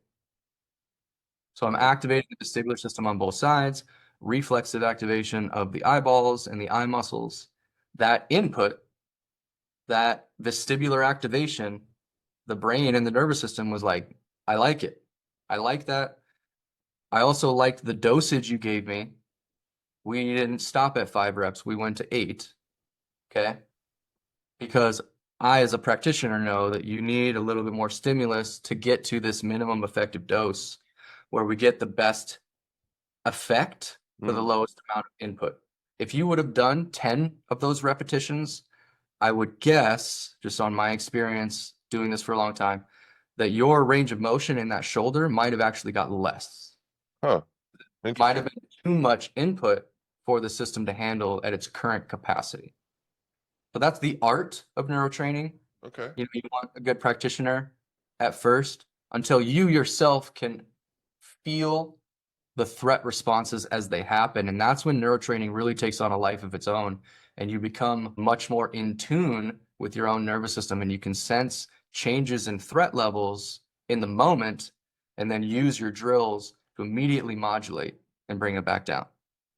Sorry, Brennan. So would you, like, once you've done your assessment, you've got a series of exercises that you could potentially prescribe to the client. I'm throwing out random numbers. Let's say you had 40 exercises and you're gonna, okay, for your situation, I've assessed you and you're gonna do these 8 exercises in this order, this amount of reps daily, and that's going to be sort of the first level of protocol. So there are different exercises based on the assessment that you do. So for someone, let's say, for example, there would be a different set of exercises for back pain. Let's say I have a lot of lower back pain, L4, L5, maybe even a herniated disc or bulging disc. Is there a different set of exercises for that? And how do you, are you assessing the whole body when you meet with a client? Oh, yeah. Okay. Yeah, I personally have a long history of orthopedic rehab in my toolbox. Yeah. And correct exercises and stuff. So that definitely still plays a large role in how I, work with patients to get them out of pain and to train better athletes. However, the neurotraining specific question that you're asking, I don't know if exercises would be any different because I know that anything can affect anything. That vestibular exercise that made your shoulder even just a little bit better, obviously it can help with your shoulder. We just saw that, at least in the range of motion, but also it's going to help with your lower back. Your vestibular system is a very important system for adjusting dynamic posture. And there's something called the vestibulospinal pathway, which is a nerve pathway that is connected to a lot of the postural muscles involved in extension on the posterior chain. Okay. So if you have an issue with the vestibular system or the visual system or the integration of those two, not only just the neck is going to get stiff, but the lower back also is going to get very, very stiff or painful because of this higher level problem. Because again, it's the brain going, I don't feel safe in this environment, so I'm going to lock down your spine so you can't move so much. And pain is a really helpful tool for that, because when you're in pain, you don't move so much, or you widen out your stance so you're more stable, right? Those are direct connections to that vestibular and visual system issues and that threat level that's raising up. So by doing this simple little VOR, you can also release some of that tension and stiffness in the lower back. And again, yeah, you got bulging discs and herniations, but if they're not causing constant acute pain, right, then there's no reason for them to be causing pain at all, right? Unless there's actually a structural problem where you're pinching a nerve, then you should not have pain. Yeah. So That's because that's deliberate and acute. Like, where the pain is specifically coming from. So speaking of pain management, so we kind of discovered the range of motion thing, but for my left shoulder pain right now, what would be, a protocol you might apply from NeuroFlow for that? Yep. Great question. I would go to the opposing joint. So I would move your right hip. Okay. Moving that right hip in a circle, and you want to be very precise. So I would ask you, what is the movement that reproduces the pain? Oh, you're asking me. Okay. Well, it's actually so arm at 90 degrees. For those of you who are listening, I'm sticking my arm straight out and I'm rotating it forward. So yeah, down. So like almost like you're dropping, your hand down like this, elbow out, but your hand's down. Yeah. So that forward rotation of, man, dude, shoot me. That hurts so much. Anatomically, we would call that horizontal abduction and Yeah. then internal rotation. There you go. So for your right hip, I would do exactly the opposite. Meaning, I would do horizontal adduction, move the hip in, say this is my hip, in towards the midline, and externally rotate. So turn the toes out. Huh. Okay. And So just put it hold that, or is it a internal external rotation, or just hold it? then from here I would do small circles, maybe 6-inch circles to map this joint in every direction possible, both clockwise and counterclockwise. Okay. That's exactly what I would do. You want to do the opposing joint in the opposing action that creates the pain. Okay. Huh. Now, Interesting. yeah, that would be my first thing. And Okay. then I would ask you, where exactly is the pain? Can you point to the very specific point? And does it move? Yeah. It's if you were to put your hand on my shoulder and grab it, it's in the rear, not the rear delt, but where the rear of the shoulder meets the lat, meets Okay. the latissimus dorsi. So the underarm region, basically, but where the shoulder meets the lat, that's where the majority of the pain is right now. I have some in the front delt, but it's predominantly in the rear, especially when I rotate, like you said. So rear. Then there's a couple nerve mechanics or nerve mobility drills that I would do in that case, which are really powerful for pain relief also.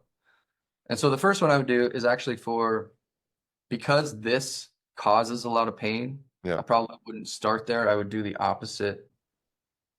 So this position is the tension position for the nerve that innervates that area. That Yeah. nerve comes out of your neck. All those nerves do. They come out of your neck. They go through the shoulder down into the arm. So if we can put them in specific positions to lengthen out the nerve and put it on tension. Think of a rubber band that we're like pulling taut. When we change that tension, that activates the whole nerve. And so there's a chance, and this happens quite often, that the nerve gets a little sticky somewhere in the tissues. If there's scar tissue around there and previous injuries, there's a good chance that nerve is having a hard time moving through those tissues. Oh yeah, for sure. Just like muscles and connective tissue need to move, joints need to move, bones need to move, nerves need to move too. And if they get stuck, we got problems. So if there's a chance that that's getting stuck, especially when you do this, then let's do basically the exact opposite movement, Yeah. which is to take it into external rotation in front of you, like this. Yep. Okay. And then pull the shoulder up towards the knee or the ear and take that neck over there if you can. And then now that we have the nerve, think of that rubber band again. Now we've put it on slack. We've given it some room to work with. Then I just want you to move those joints. So take your shoulder blade up and down. Take your neck back and forth. And then lastly, let's take the shoulder itself and internally and externally rotate. Because that's the likely spot where it's getting stuck. Internal, external rotation. And then hold it in external rotation, palm up. Yep. And do some circles with the shoulder right here. Okay. Both directions. Again, just trying to get the nerve to slide through those tissues a little bit better. We call this nerve slacking. For the specific nerve is the accessory nerve that goes out there. So Well, that was actually relatively pain-free, all those motions, which is good.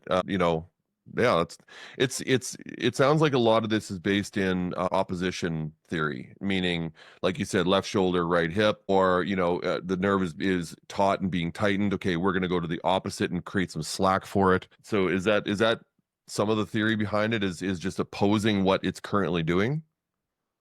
Well, if what it's currently doing is a problem, then yeah, let's try to do the opposite. Sure, yeah. Sounds pretty straightforward.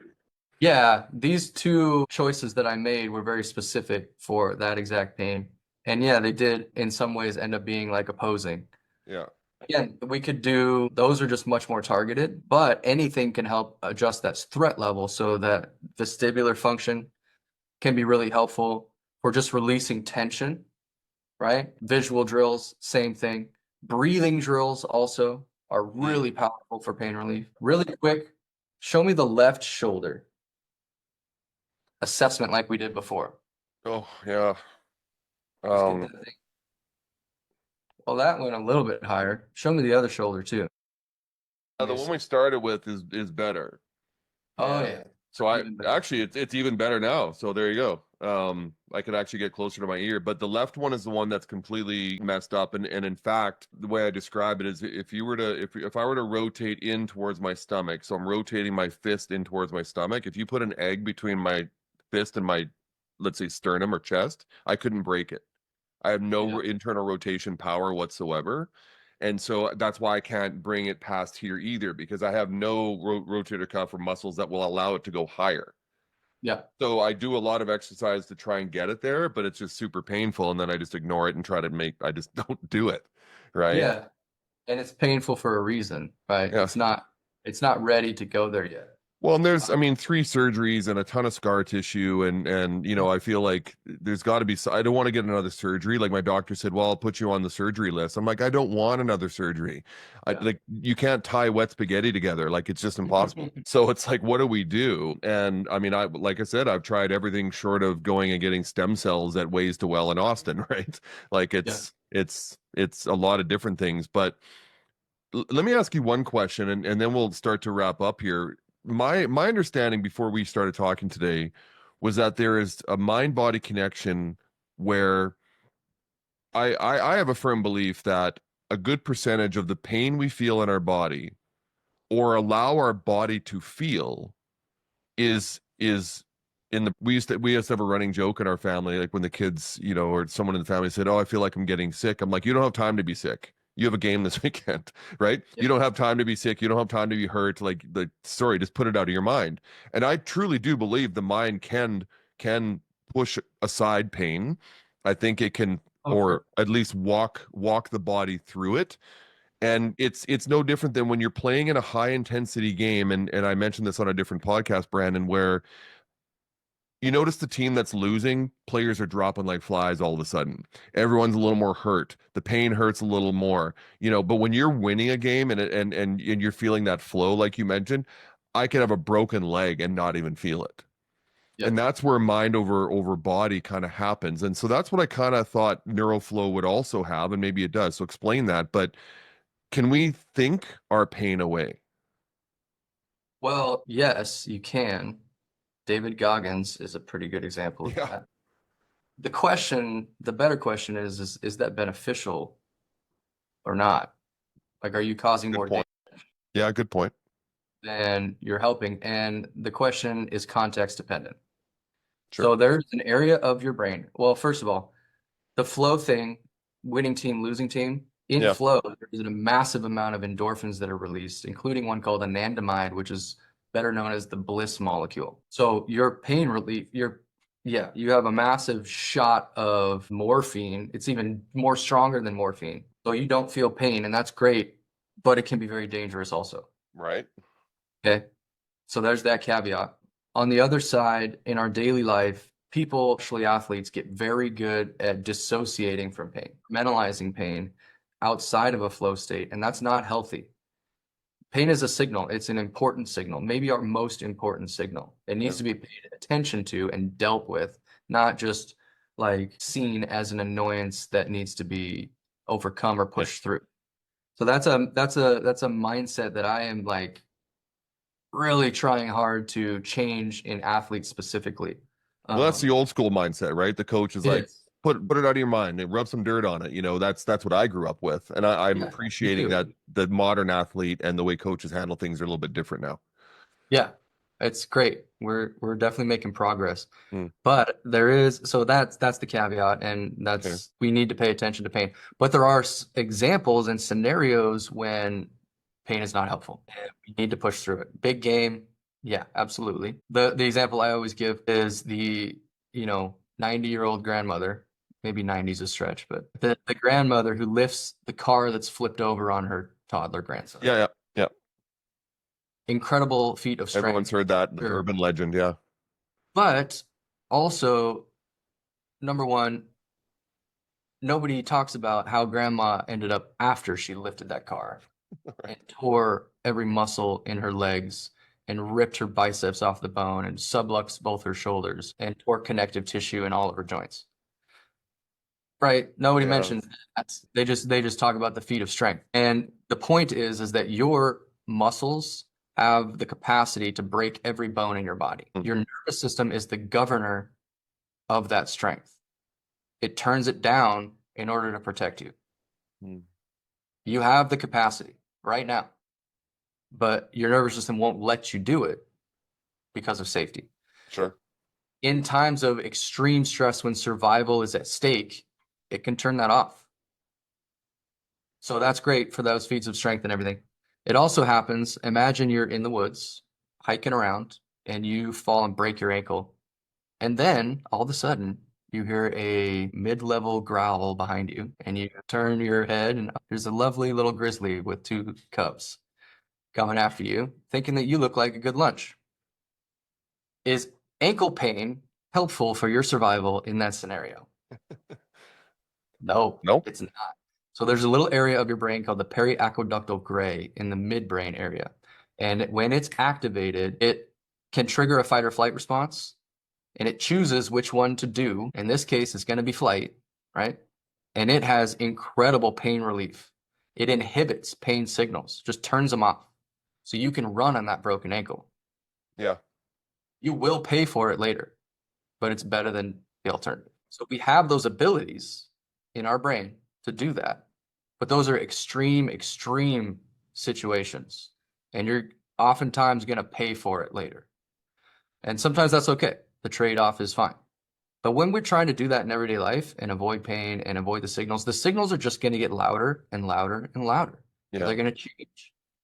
And those pains are going to show up with eventually like nausea, dizziness, vertigo. Mm. They're going to be showing up as a major injury because you've been ignoring these other signs all along, and your spine is so unstable, you know? So everyday pains need more awareness and need to be taken care of and paid attention to. In extreme, extreme situations, we can leverage the nervous system and actually use pain relief techniques to perform in the moment when it's needed. I feel like there is certain situations where our pain, wherever it happens to be in the body, is caused by stress, right? And taking a few minutes for breathing techniques, for meditation, even just taking time to just sit and rest and get away from overstimulation can reduce that pain, because pain and stress go together. And you know, the more pain you have, the more irritable you are, agitated, you bark at people, and that's like you said, it's a good sign from the body to say, hey, we need to take a break here. And that's where I think the mind over matter really comes into play, and how you can control your pain is that the pain's actually being caused by the brain, in the sense of what's going on around you, the overstimulation, the stress, the agitation, and where you can use breathing techniques and you know, things like that to help with that. Something I was interested in, we've talked a lot about physical pain, and I'll touch upon your time in Hollywood and how you said, you know, you went through some dark times there. Is there a way that NeuroFlow state and flow state helps with emotional pain? Yeah, absolutely.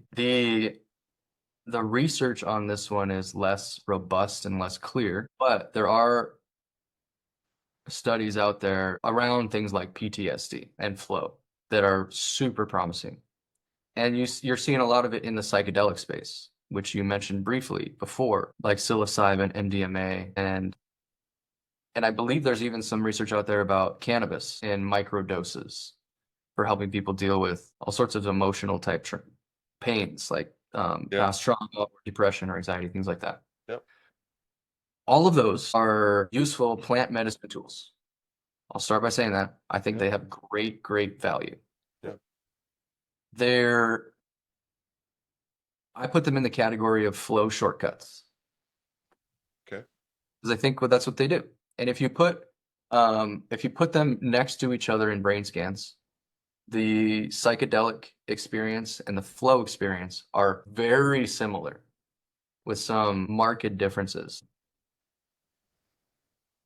The main one being that they're only leveraging certain aspects of flow while leaving others out. And one example is like the neurochemical cocktail that you get in a psychedelic state is similar, not the same as a flow state. You get a ton of serotonin and dopamine depending on the psychedelic that you're taking, which allows people to dig into their traumas, their mental health issues, their emotional pains, and deal with them. MDMA is a really good example of this. It just like leaves you wide open with so much empathy and compassion for others and yourself that you can dig into the hardest, most painful parts of yourself and express them and process them using the pharmacological tool to help you with that. I believe that flow can do the same. It's not as powerful and as intense as the pharmacological intervention in the acute phase, but I think it's, again, my opinion here, but I think it's as beneficial as a long-term strategy, maybe even more so. So I believe it has huge impacts on mental health. Like we've talked about numerous times on this podcast already, like the ability for you to have a stressful day but find flow is such a recalibration for the brain and your mental health that it allows you to maintain high levels of performance in stressful states for much longer when most people would burn out. So I believe maybe just the protective aspect of flow for your capacity and your mental health, maybe even more so than anything else, is like a huge benefit. But on the healing side of it, I think there needs to be some research done here because I don't know of a lot that's been done, but I think it has a huge opportunity for setting up the conditions. Remember that neuroplasticity goes up tremendously when we're in flow. So if you want to change behaviors, if you want to change thought patterns, if you want to process some heavy stuff, finding yourself in a flow state makes it easier to do that. Plus you get the endorphins, the serotonin, the oxytocin, all of these neurochemicals that make you feel more open, allow yourself to be vulnerable in those situations and more open to share is kind of one of the cruxes of dealing with emotional problems is like just getting it out and off of your chest, right? Yeah. And I think flow helps us to take those steps. So I think a ton of opportunity there, ton of opportunity. And in my own story, the Hollywood and all that, like when I started focusing on flow more often, my mental health improved. There's other factors there, but I think that was a huge contributing factor to my mental health starting to stabilize and get better. So, being that you are a NeuroFlow coach and practitioner and believe wholeheartedly in this, and I'm sure you've turned a lot of our listeners into believers today, and they're going to go out and look for it. Do you think that NeuroFlow is, and maybe it is a rhetorical question, but is like it's really the only thing people need, or do you see it as it's a tool in the toolbox to utilize and work collaboratively with other things to help people with physical pain, emotional pain, things like that? Yeah, I mean, of course, I'm a little biased, but Sure. Yeah, everybody would be in their position for sure. Yeah. of And course. every situation is different. If people have acute specific pain, and there's going to be certain chiropractic or massage or physiotherapy that'll work for that. It's yeah, go ahead. You tell me how you feel about that. Yeah.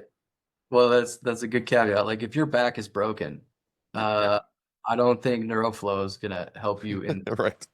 Yeah. you might want to deal with that first. But that said, yeah, for most things out there, I think NeuroFlow is the answer. It's been for me and my clients, and my results with clients and have just gotten better and faster the more we've dove into this. And in my actual NeuroFlow program, I know it's named NeuroFlow, and applied neurology and flow states are like the big pillars that we build off of. But in my mind and in my practice, neuro encompasses everything. Like I said, I mean, my biggest chunk of my history is in holistic health coaching. I've got a master's degree in corrective exercise and kinesiology. With that came tons of nutrition courses. Sure. So I coach on all those fundamentals. The context is usually from a brain health perspective, but there is no separation for us in mind and body. So it's all one thing. So the exercise piece, the athletic training piece, the breath work, everything goes under the banner of neuro, but it's all important. Yeah. Right. So there's that. But I also am not a therapist, and there's great value there. Yeah. My wife is a therapist. Yeah. And she gives great value to her clients, and she actually uses neuro, right? Because she's learned from the best, right? What I think people, sorry, I don't mean to cut you off. What No, I go think ahead. people Go need ahead. to understand is that it's what works for you. Yeah. I mean, if you want to lay naked on your deck and expose your perineum to the sun and that works for you, then go Go ahead. get them. Go Go get get it. You know, if you want to, you know, all those protocols, ice plunge. I mean, that's worked wonders for me. I think that truly works. It Oh, works for I'm me. a Love it. huge Yeah, I love it. proponent. Especially in Yeah. Arizona, right? Yeah. But like all these things are part and parcel, and like you said, a lot of the other protocols and practitioners are that is still part of the neuro family, right? It is still part of you know the mindset. Everything Yeah. is neuro. Yeah. We are all neuro training all the time. Right. Nervous system controls everything that happens in your body. All change happens in the nervous system first. So what we're doing is we're just intentionally training the nervous system and the brain, specifically, precisely. But we're always doing it all the time. My mentor said to me first day, he's like, we all have a brain. We should know how to use it, right? Yeah. So that's what it comes down to for me is like neuro became the lens through which I could look at things so much more precisely and connect dots much more easily. And so that's the lens that I coach people through now. And it involves everything, right? But through the neural lens and through that connection to the brain, Yeah. which is the root cause of everything, Yeah. right? Absolutely. Let's do some rapid fire to finish off here, Brandon. Who was your biggest influence when it comes to, you know, getting into this, and who continues to be a big influence on you in the neuroflow space and for you as a coach and practitioner?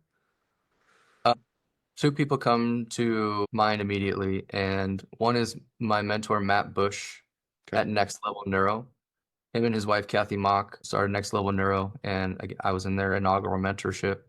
Met them serendipitously, but they've had a huge impact on me in my healing journey and my education journey, Yeah. and the opportunity to teach this material to new people. And Matt's been doing this for a long time. They both have for 20 plus years each. And so they've been around, and their depth and breadth of knowledge when it comes to health and human performance is incredible. I owe a lot to them, and I really enjoy teaching with them and continuing the journey with them. That's on the neuro side, and there's lots of other great neuro practitioners out there that I could recommend, but those two are my top. And then on the flow side, Stephen Kotler and the Flow Research Collective. Yeah, Kotler is a prolific author, and he's an extreme sport athlete himself. And I love the way that he writes. It's like he's writing to me. Any athlete that wants to learn more about it, start reading his books. Right? They're so powerful and punchy, all the stories, and it really changed a lot for me. And so everything that they do, I've taken a lot of their courses, and I still learn from them a lot. And every book that he writes, I'm gobbling it up as soon as it comes out. So those are probably my two biggest influences at the moment over the past 5 to 10 years. Okay. Any creators, podcast, online influencers, you know, that you've been listening to, watching lately that have been transformational for you, or just really interesting? Like, who are you into right now when it comes to listening and consuming content? Yeah. Sports Will Save Us All is a great little podcast down here in Arizona. Sasha Graham is the host, and she's had some incredible guests, and it's all about sports and how sports will save us all. Yeah, it's a really fun and powerful podcast. Leave Your Mark by a colleague of mine, Scotty Livingston. He's in Montreal, I believe. Okay. He works with like top 1% Olympic athletes. Wow. He's been doing it for a long, long time. He was in the NHL for a long time. Yeah. Okay. I know the name now. He didn't play, but he was a strength coach and stuff in the Yeah. NHL. Yeah. Big Yeah, name. he's big time. He's taught me a lot. Him and his wife Jamie are incredible, incredible athletes and practitioners. We were in the same neuro mentorship together, and his podcast is really cool. Really great stories with a lot of athletes and others. So those two are awesome. I like to plug them as often as I can because they've had a big impact on me. And then I really love ones like Dan Carlin, Hardcore History. I love Tim Ferriss. Yeah. Just Okay. so much great stories and actionable advice. Well, speaking of online influencers and such, let's let people know where they can find you. Let's promote everything that you do and try to get the word out there. I'm becoming a disciple of this. I want to try to learn more about this in the coming weeks because I'm the perfect client for this, to be honest. But yeah, let's tell people where they can find you online. Yeah, so I appreciate that. And best thing you can do is head to my Instagram at I am Brandon Day. And in there, there's a link to my free community that I run on School, Yep. SK. Yeah, Alex And Ramosi. Yeah. yeah, Hermosi and Sam Ovens, they're building something really special over Yeah. there.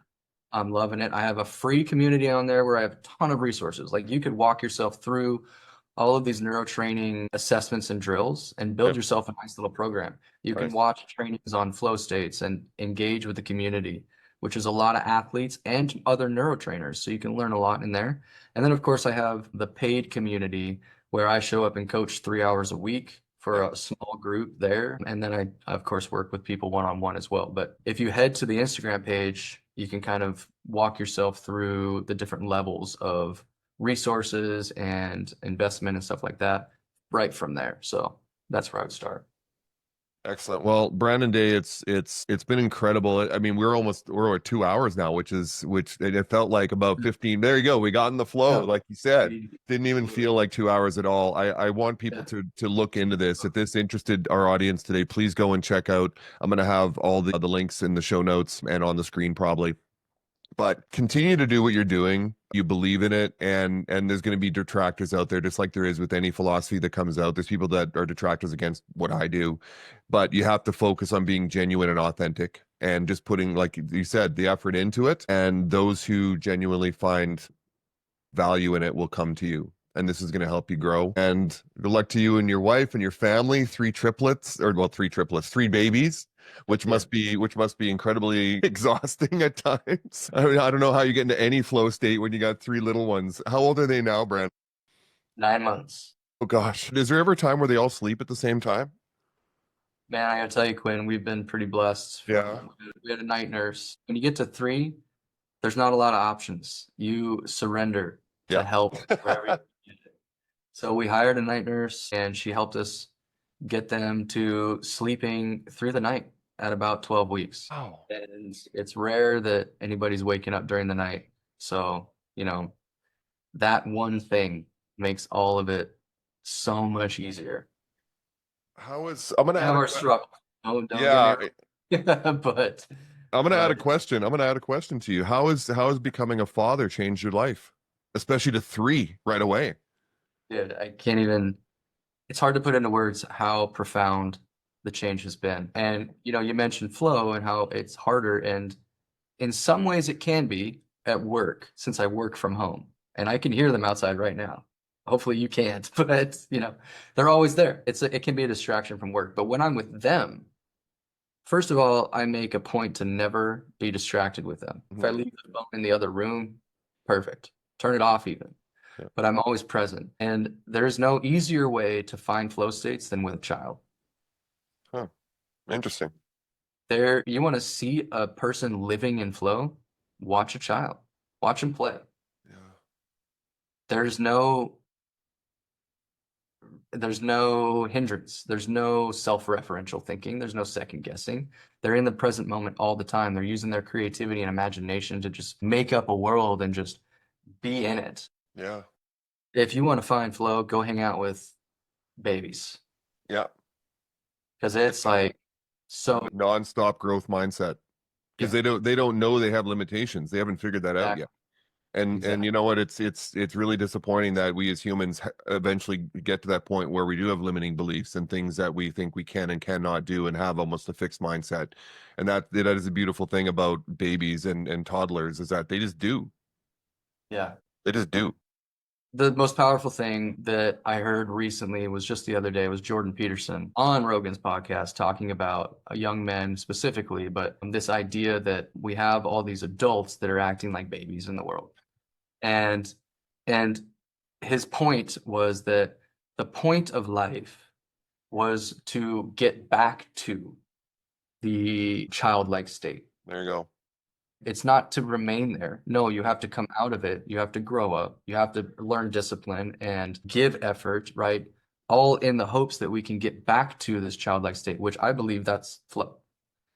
It is a childlike state where we have a beginner's mind and we're open to every possibility without self-doubt and second guessing, right? Just like a child.